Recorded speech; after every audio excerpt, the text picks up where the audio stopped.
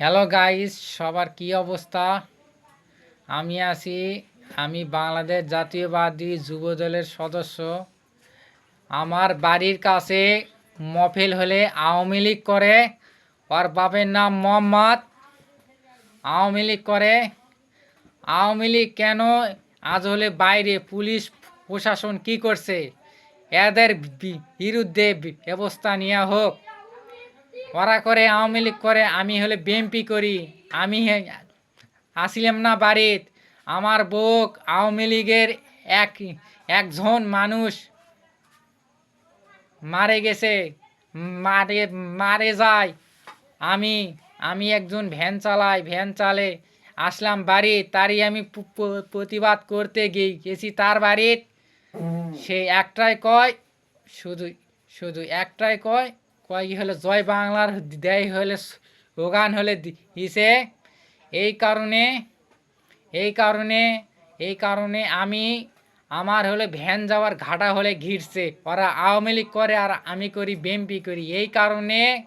এই কারণে আজকে হলে ওদের সাথে আমার হলে গন্ডগোল। এই কারণে আমি হলে বলতে চাই, ওদের হলে বিরুদ্ধে ব্যবস্থা নেওয়া হোক। আওয়ামী লীগ সরকার ক্ষমতায় ছিল, গতিকে আমরা ঘুম আমাদের হারাম হয়ে গিয়েছিল। আওয়ামী লীগ স্বৈরাচার হাসিনা তো পালে গেছে। ছাত্র আন্দোলনের উত্থানে মনে কর দেশ আবার নতুন করে শুরু হয়েছে। এই কারণে আমরা হলে বলতে চাই, যারা আওয়ামী লীগ, যুবলীগ, ছাত্রলীগ, স্বেচ্ছাসেবক লীগ করছে, তাদের হলে বিরুদ্ধে আইনানুগ ব্যবস্থা নিয়ে হোক। আমার বাড়ির কাছেই আওয়ামী লীগ করে। পুলিশ প্রশাসন কিছুই এখানে এর হলে বিচার করা হোক।